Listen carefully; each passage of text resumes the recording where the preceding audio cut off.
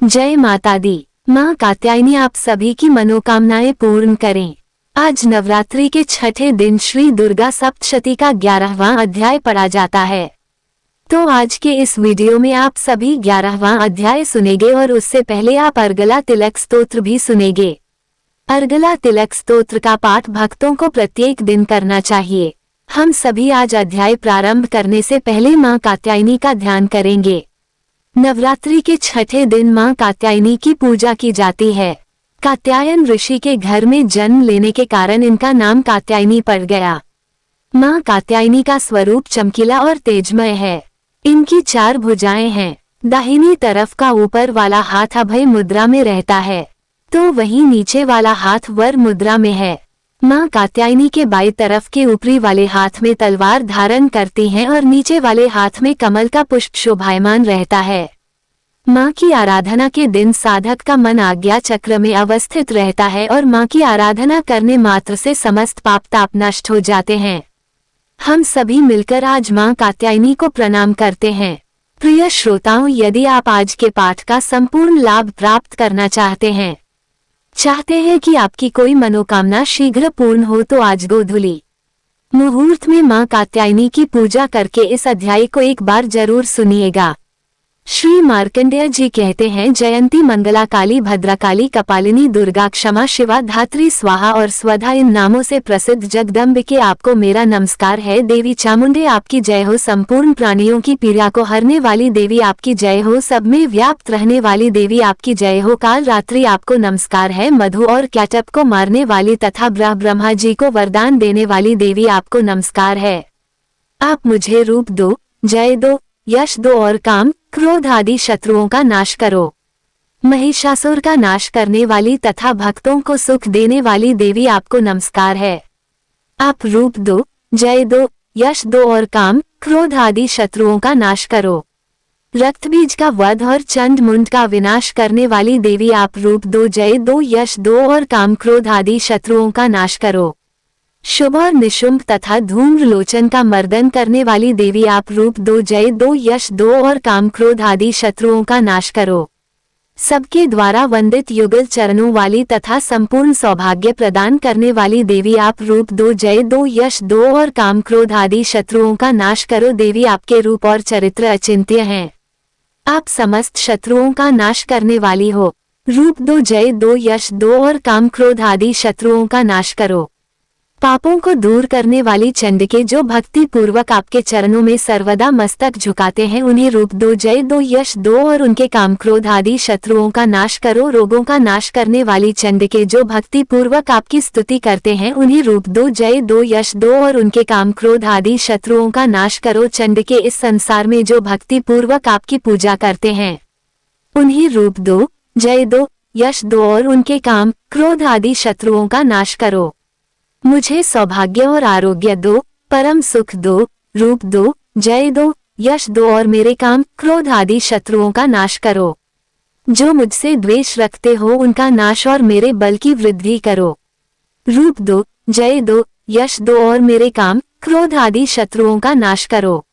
देवी मेरा कल्याण करो, मुझे उत्तम संपत्ति प्रदान करो। मुझे रूप दो, जय दो, यश दो और मेरे काम क्रोध आदि शत्रुओं का नाश करो।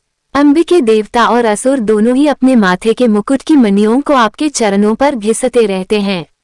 आप मुझे रूप दो, जय दो, यश दो और काम क्रोध आदि शत्रुओं का नाश करो। आप अपने भक्तजन को विद्वान, यशस्वी और लक्ष्मीवान बनाओ तथा रूप दो, जय दो, यश दो और उसके काम क्रोध आदि शत्रुओं का नाश करो। प्रचंड दैत्यों के दर्प का दलन करने वाली चंडिके मुझ शरणागत को रूप दो, जय दो, यश दो और मेरे काम क्रोध आदि शत्रुओं का नाश करो। चतुर्मुख ब्रह्मा जी के द्वारा प्रशंसित 4 भुजा धारणी परमेश्वरी आप रूप दो, जय तो, यश तो और काम क्रोध आदि शत्रुओं का नाश करो। देवी अंबिके भगवान विष्णु नित्य निरंतर भक्ति पूर्वक आपकी स्तुति करते रहते हैं। आप रूप दो, यश दो और काम क्रोध आदि शत्रुओं का नाश करो। हिमालय कन्या पार्वती के पति महादेव जी के द्वारा प्रशंसित होने वाली परमेश्वरी आप रूप दो, जय दो, यश दो और काम क्रोध आदि शत्रुओं का नाश करो। शचीपति इंद्र के द्वारा सद्भाव से पूजित होने वाली परमेश्वरी आप रूप दो, जय दो, यश दो और काम क्रोध आदि शत्रुओं का नाश करो। प्रचंड भुजदंडों वाले दैत्यों का घमंड चूर करने वाली देवी आप रूप दो, जय दो, यश दो और काम क्रोध आदि शत्रुओं का नाश करो। देवी अंबिके आप अपने भक्त जनों को सदा असीम आनंद प्रदान करती रहती हो। मुझे रूप दो, जय दो, यश दो और मेरे काम क्रोध आदि शत्रुओं का नाश करो। मन की इच्छा के अनुसार चलने वाली मनोहर पत्नी प्रदान करो, जो दुर्गम संसार सागर से तारने वाली तथा उत्तम कुल में उत्पन्न हुई हो। जो मनुष्य इस स्तोत्र का पाठ करके सप्तशती रूपी महास्तोत्र का पाठ करता है, वो सप्तशती की जप संख्या से मिलने वाले श्रेष्ठ फल को प्राप्त होता है। साथ ही वह प्रचुर संपत्ति भी प्राप्त कर लेता है। अगला स्तोत्र पाठ समाप्त। अब सुनिए कीलक स्तोत्र पाठ का हिंदी अनुवाद। मार्कंडेय जी कहते हैं, विशुद्ध ज्ञान ही जिनका शरीर है, तीनों वेद ही जिनके दिव्य नेत्र हैं, जो कल्याण प्राप्ति के हेतु हैं और अपने मस्तक पर अर्धचंद्र का मुकुट धारण करते हैं, उन भगवान शिव को नमस्कार है। मंत्रों का जो अभी कीलक है, अर्थात मंत्रों की सिद्धि में विघ्न उपस्थित करने वाले शाप रूपी कीलक का जो निवारण करने वाला है, उस सप्तशती स्तोत्र को संपूर्ण रूप से जानना चाहिए और जानकर उसकी उपासना करनी चाहिए। यद्यपि सप्तशती के अतिरिक्त अन्य मंत्रों के जप में भी जो निरंतर लगा रहता है, वह भी कल्याण का भागी होता है। उसके भी उच्चाटन आदि कर्म सिद्ध होते हैं और उसे भी समस्त दुर्लभ वस्तुओं की प्राप्ति हो जाती है। फिर भी जो अन्य मंत्रों का जप न करके केवल इस सप्तशती नामक स्तोत्र से ही देवी की स्तुति करते हैं, उन्हें स्तुति मात्र से ही सच्चिदानंद स्वरूपिणी देवी सिद्ध हो जाती हैं। उन्हें अपने कार्य की सिद्धि के लिए मंत्र, औषधि और अन्य किसी साधन के उपयोग की आवश्यकता नहीं रहती। बिना जप के ही उनके उच्चाटन आदि समस्त अभिचारिक कर्म सिद्ध हो जाते हैं। इतना ही नहीं, उनकी संपूर्ण अभीष्ट वस्तुएं भी सिद्ध होती हैं। लोगों के मन में ये शंका थी कि जब केवल सप्तशती की उपासना से अथवा सप्तशती को छोड़कर अन्य मंत्रों की उपासना से भी समान रूप से सब कार्य सिद्ध होते हैं, तब इनमें श्रेष्ठ कौन सा साधन है। लोगों की इसी शंका को सामने रखकर भगवान शंकर ने अपने पास आए हुए जिज्ञासुओं को समझाया कि यह सप्तशती नामक संपूर्ण स्तोत्र ही सर्वश्रेष्ठ एवं कल्याणमय है। तदंतर भगवती चंडिका के सप्तशती नामक स्तोत्र को महादेव जी ने गुप्त कर दिया। सप्तशती के पाठ से जो पुण्य प्राप्त होता है, उसकी कभी समाप्ति नहीं होती, किंतु अन्य मंत्रों के जपचन्य पुण्य की समाप्ति हो जाती है। अतः भगवान शिव ने अन्य मंत्रों की अपेक्षा जो सप्तशती की ही श्रेष्ठता का निर्णय किया, उसे यथार्थी जानना चाहिए। अन्य मंत्रों का जप करने वाला पुरुष भी यदि सप्तशती के स्तोत्र और जप का अनुष्ठान कर ले, तो वह भी पूर्ण रूप से ही कल्याण का भागी होता है। इसमें तनिक भी संदेह नहीं है। जो साधक कृष्ण पक्ष की चतुर्दशी अथवा अष्टमी को एकाग्रचित होकर भगवती की सेवा में अपना सर्वस्व समर्पित कर देता है और फिर उसे प्रसाद रूप से ग्रहण करता है, उसी पर भगवती प्रसन्न होती हैं, अन्यथा उनकी प्रसन्नता नहीं प्राप्त होती। इस प्रकार सिद्धि के प्रतिबंधक रूप कील के द्वारा महादेव जी ने इस स्तोत्र को कीलित कर रखा है। जो पूर्वोक्त रीति से निष्कीलन करके इस सप्तशती स्तोत्र का प्रतिदिन स्पष्ट उच्चारण पूर्वक पाठ करता है, वह मनुष्य सिद्ध हो जाता है। वही देवी का पार्षद होता है और वही गंधर्व भी होता है। सर्वत्र विचरते रहने पर भी इस संसार में उसे कहीं भी भय नहीं होता। वह अपमृत्यु के वश में नहीं पड़ता और देह त्यागने के बाद मोक्ष प्राप्त कर लेता है। अतः कीलन को जानकर उसका परिहार करके ही सप्तशती का पाठ आरंभ करें। जो ऐसा नहीं करता उसका नाश हो जाता है। इसलिए कीलक और निष्कीलन का ज्ञान प्राप्त करने पर ही यह स्तोत्र निर्दोष होता है और विद्वान पुरुष इस निर्दोष स्तोत्र का ही पाठ आरंभ करते हैं। स्त्रियों में जो कुछ भी सौभाग्य आदि दृष्टिगोचर होता है, वह सब देवी के प्रसाद का ही फल है। अतः इस कल्याणमय स्तोत्र का सदा जप करना चाहिए। इस स्तोत्र का मंद स्वर से पाठ करने पर स्वल्प फल की प्राप्ति होती है और उच्च स्वर से पाठ करने पर पूर्ण फल की सिद्धि होती है। इसलिए उच्च स्वर से ही इसका पाठ आरंभ करना चाहिए। जिनके प्रसाद से ऐश्वर्य, सौभाग्य, आरोग्य, संपत्ति, शत्रुनाश तथा परम मोक्ष की भी सिद्धि होती है, उन देवी की स्तुति मनुष्य को अवश्य करनी चाहिए। इस प्रकार कीलक स्तोत्र समाप्त हुआ। अब सुनिए श्री दुर्गा सप्तशती का 11वां अध्याय, जिसमें देवताओं द्वारा देवी की स्तुति तथा देवी द्वारा देवताओं को वरदान देने का वर्णन है। मार्कंडेय ऋषि कहते हैं, देवी के द्वारा वहां महादैत्य पति शुभ के मारे जाने पर इंद्र आदि देवता अग्नि को आगे करके उन कात्यायनी देवी की स्तुति करने लगे। उस समय अभीष्ट की प्राप्ति होने से उनके मुख कमर दमक उठे थे और उनके प्रकाश से दिशाएं भी जगमगा उठी थी। देवता बोले, शरणागत की पीड़ा दूर करने वाली देवी हम पर प्रसन्न हो, संपूर्ण जगत की माता प्रसन्न हो, विश्वेश्वरी विश्व की रक्षा करो। देवी आप ही चराचर जगत की अधीश्वरी हो, आप इस जगत का एकमात्र आधार हो, क्योंकि पृथ्वी रूप में आपकी ही स्थिति है। देवी आपका पराक्रम अलंघनीय है, आप ही जल रूप में स्थित होकर संपूर्ण जगत को तृप्त करती हो। आप अनंत बल संपन्न वैष्णवी शक्ति हो, इस विश्व की कारण भूता परामाया हो। देवी आपने इस समस्त जगत को मोहित कर रखा है, आप ही प्रसन्न होने पर इस पृथ्वी पर मोक्ष की प्राप्ति कराती हो। देवी संपूर्ण विद्याएं आपके ही भिन्न भिन्न स्वरूप हैं। जगत में जितनी स्त्रियां हैं वे सब आपकी ही मूर्तियां हैं। जगदम्ब एकमात्र आपने ही इस विश्व को व्याप्त कर रखा है। आपकी स्तुति क्या हो सकती है, आप तो स्तवन करने योग्य पदार्थों से परे और परावानी हो। जब आप सर्व स्वरूपा देवी स्वर्ग तथा मोक्ष प्रदान करने वाली हो, तब इसी रूप में आपकी स्तुति हो गई। आपकी स्तुति के लिए इससे अच्छी उक्तियां और भला क्या हो सकती है। बुद्धि रूप से सब लोगों के हृदय में विराजमान रहने वाली तथा स्वर्ग एवं मोक्ष प्रदान करने वाली नारायणी देवी आपको नमस्कार है। कला काष्ठा आदि के रूप से क्रमशः परिणाम की ओर ले जाने वाली तथा विश्व का उपसंहार करने में समर्थ नारायणी आपको नमस्कार है। नारायणी आप सब प्रकार का मंगल प्रदान करने वाली मंगलमय हो, कल्याणदायिनी शिवा हो, सब पुरुषार्थों को सिद्ध करने वाली शरणागत वत्सला, तीन नेत्रों वाली एवं गौरी हो। आपको नमस्कार है। आप सृष्टि पालन और संहार की शक्ति भूता सनातनी देवी, गुणों का आधार तथा सर्वगुणमय हो। नारायणी आपको नमस्कार है। शरण में आए हुए दीनों एवं पीड़ितों की रक्षा में संलग्न रहने वाली तथा सबकी पीड़ा दूर करने वाली नारायणी देवी आपको नमस्कार है। नारायणी आप ब्रह्माणी का रूप धारण करके हंसों से जुते हुए विमान पर बैठती तथा कुश मिश्रित जल छिड़कती रहती हो। आपको नमस्कार है। महेश्वरी रूप से त्रिशूल, चंद्रमा एवं सर्प को धारण करने वाली तथा महान वृषभ की पीठ पर बैठने वाली नारायणी देवी आपको नमस्कार है।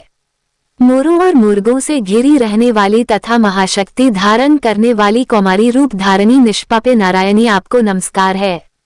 शंख चक्र गदा और शारंग धनुष रूप उत्तम आयुधों को धारण करने वाली वैष्णवी शक्ति रूपा नारायणी आप प्रसन्न हो, आपको नमस्कार है। हाथ में भयानक महाचक्र लिए और दाढ़ों पर धरती को उठाए वाराही रूप धारणी कल्याणमयी नारायणी आपको नमस्कार है। भयंकर नृत्य रूप से दैत्यों के वध के लिए उद्योग करने वाली तथा त्रिभुवन की रक्षा में संलग्न रहने वाली नारायणी आपको नमस्कार है। मस्तक पर किरीट और हाथ में महावस्त्र धारण करने वाली, सहस्त्र नेत्रों के कारण उद्दीप्त दिखाई देने वाली और वृतासुर के प्राणों का अपहरण करने वाली इंद्र शक्ति रूपा नारायणी देवी आपको नमस्कार है। शिवदूती रूप से दैत्यों की महती सेना का संहार करने वाली, भयंकर रूप धारण तथा विकट गर्जना करने वाली नारायणी आपको नमस्कार है। दाढ़ों के कारण विकराल मुख वाली मुंडमाला से विभूषित मुंड मर्दनी चामुंडा रूपा नारायणी आपको नमस्कार है। लक्ष्मी, लज्जा, महाविद्या, श्रद्धा, पुष्टि, स्वधा, ध्रुवा, महारात्रि तथा महाअविद्या रूपा नारायणी आपको नमस्कार है। मेधा, सरस्वती, श्रेष्ठ, ऐश्वर्य रूपा बाभ्रवी अर्थात भूरे रंग की अथवा पार्वती, तामसी, नियता तथा ईशा रूपिणी नारायणी आपको नमस्कार है। सर्व स्वरूपा सर्वेश्वरी तथा सब प्रकार की शक्तियों से संपन्न दिव्य रूपा दुर्गे देवी, सब भयों से हमारी रक्षा करो, आपको नमस्कार है। हे कात्यायनी, ये तीन लोचनों से विभूषित आपका सौम्य मुख सब प्रकार के भयों से हमारी रक्षा करें, आपको नमस्कार है। भद्रकाली, ज्वालाओं के कारण विकराल प्रतीत होने वाला, अत्यंत भयंकर और समस्त असुरों का संहार करने वाला आपका त्रिशूल हमें भयों से बचाए, आपको नमस्कार है। देवी, जो अपनी ध्वनि से संपूर्ण जगत को व्याप्त करके दैत्यों के तेज नष्ट किए देता है, वह आपका घंटा हम लोगों की पापों से उसी प्रकार रक्षा करे जैसे माता अपने पुत्रों की बुरे कर्मों से रक्षा करती है। चंडिके, आपके हाथों में सुशोभित खड्ग जो असुरों के रक्त और चर्बी से चर्चित है, हमारा मंगल करें, हम आपको नमस्कार करते हैं। देवी, आप प्रसन्न होने पर सब रोगों को नष्ट कर देती हो और कुपित होने पर मनोवांछित सब कामनाओं का नाश कर देती हो। जो लोग आपकी शरण में जा चुके हैं उन पर विपत्ति तो आती ही नहीं। आपकी शरण में गए हुए मनुष्य दूसरों को शरण देने वाले हो जाते हैं। देवी अंबिके, आपने अपने स्वरूप को अनेक भागों में विभक्त करके नाना प्रकार के रूपों से जो इस समय इन धर्मद्रोही महादैत्यों का संहार किया है, वो सब दूसरी कौन कर सकती थी।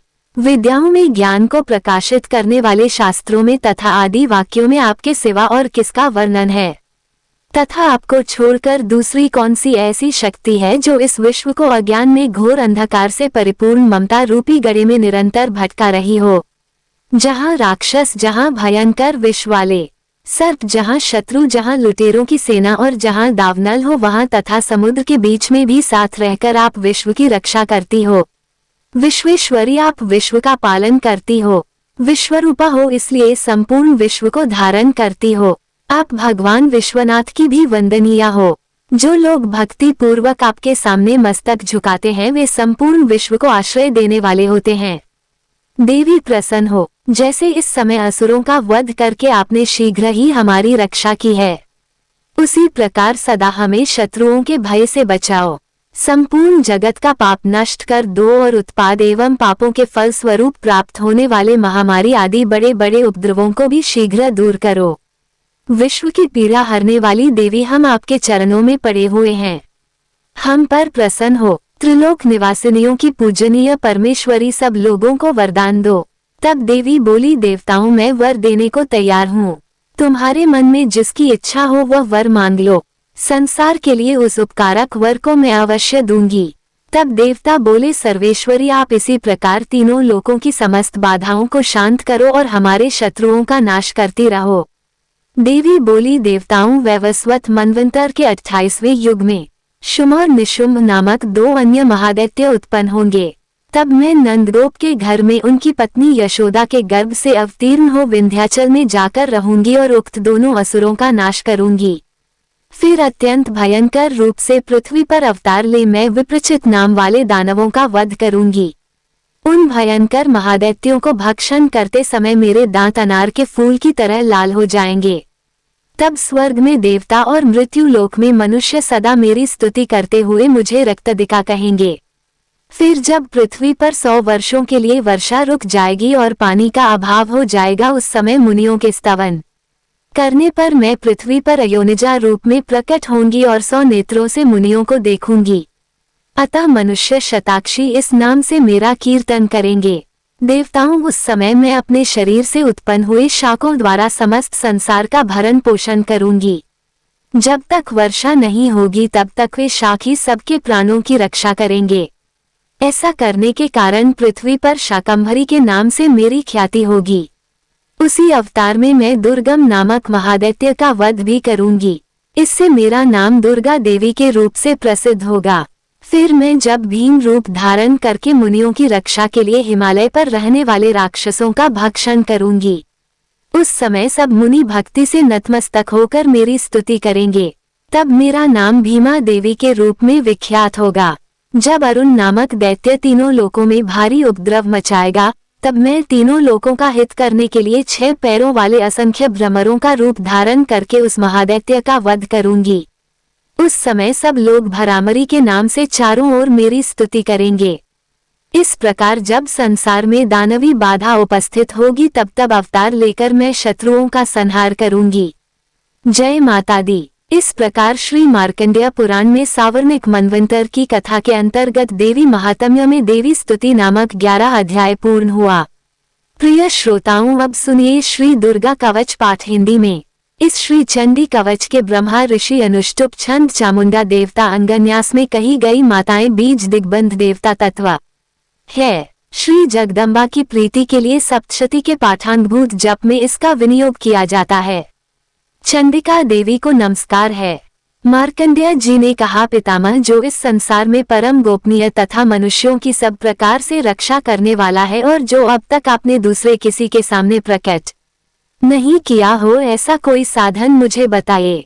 तब ब्रह्मा जी बोले, हे ब्राह्मण, ऐसा साधन तो एक देवी का कवच ही है जो गोपनीय से भी परम गोपनीय, पवित्र तथा संपूर्ण प्राणियों का उपकार करने वाला है। महामुनि, उसे श्रवण करो। देवी की 9 मूर्तियां हैं जिन्हें नवदुर्ग कहते हैं। उनके पृथक पृथक नाम बतलाए जाते हैं।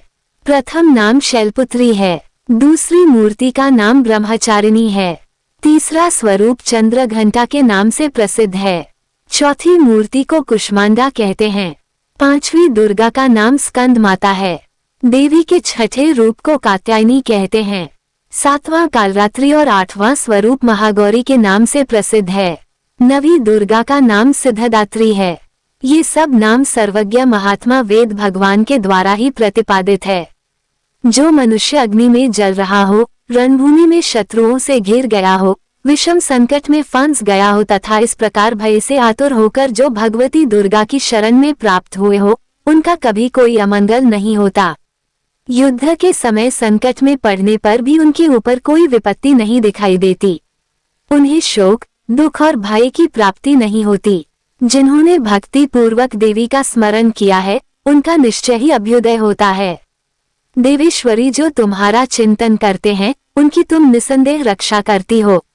चामुंडा देवी प्रेत पर आरूढ़ होती हैं, वाराही भैंसे पर सवार होती हैं, ऐन्द्री का वाहन ऐरावत हाथी है, वैष्णवी देवी गरुड़ पर ही आसन जमाती हैं, महेश्वरी वृषभ पर आरूढ़ होती हैं, कौमारी का वाहन मयूर है, भगवान विष्णु की प्रियतमा लक्ष्मी देवी कमल के आसन पर विराजमान है और हाथों में कमल धारण किए हुए हैं।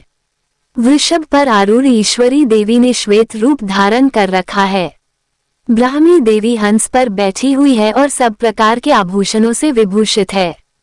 इस प्रकार यह सभी माताएं सब प्रकार की योग शक्तियों से संपन्न है। इनके सिवा और भी बहुत सी देवियां हैं जो अनेक प्रकार के आभूषणों की शोभा से युक्त और नाना प्रकार के रत्नों से सुशोभित हैं।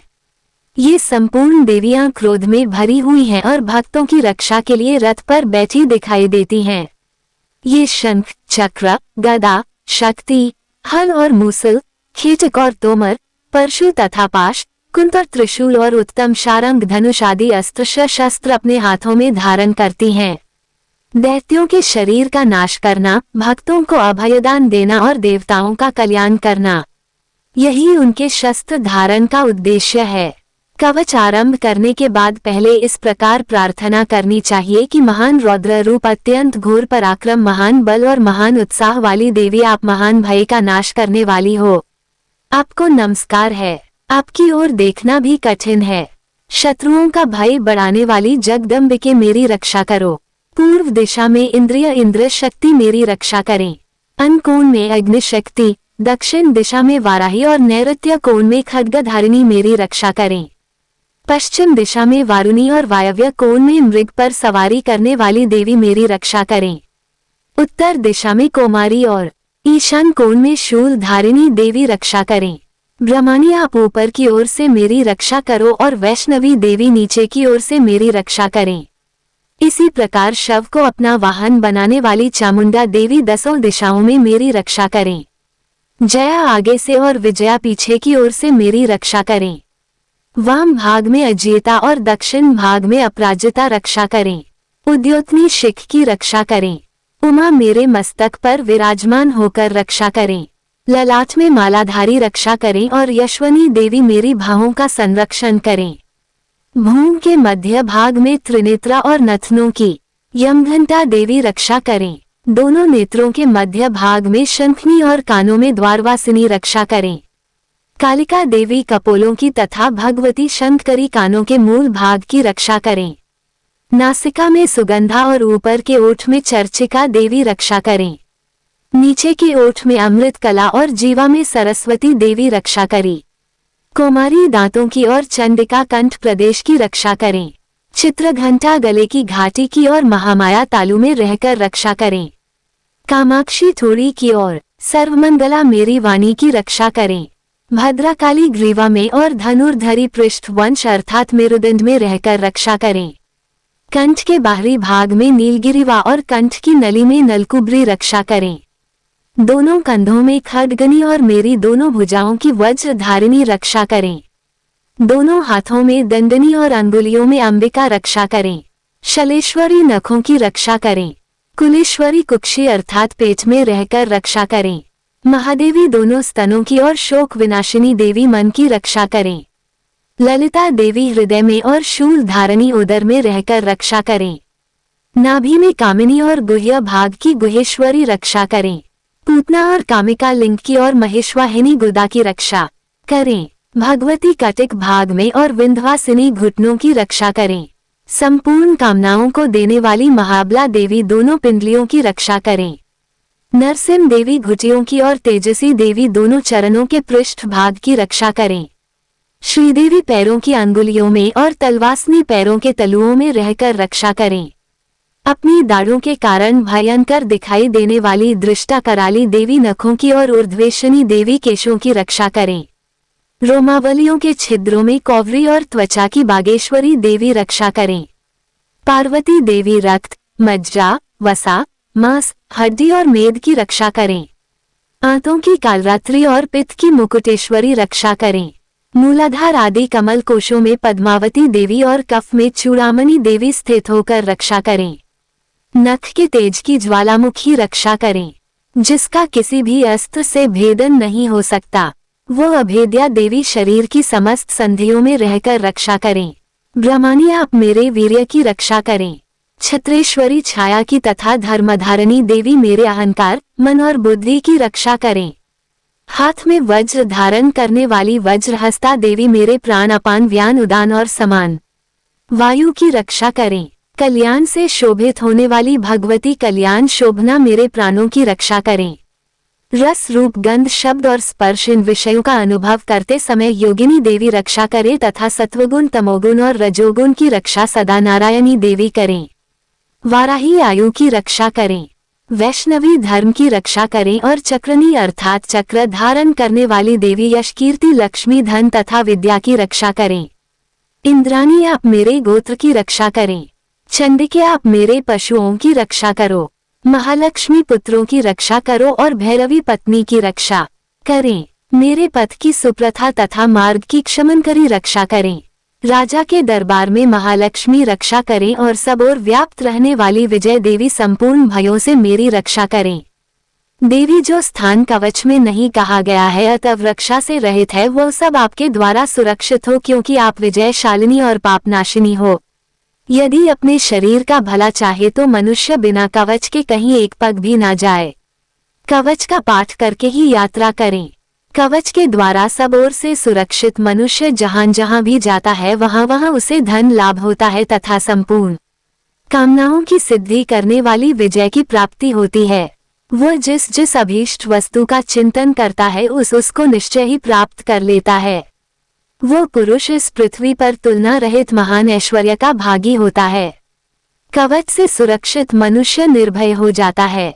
युद्ध में उसकी पराजय नहीं होती और वो तीनों लोकों में पूजनीय होता है। देवी का ये कवच देवताओं के लिए भी दुर्लभ है।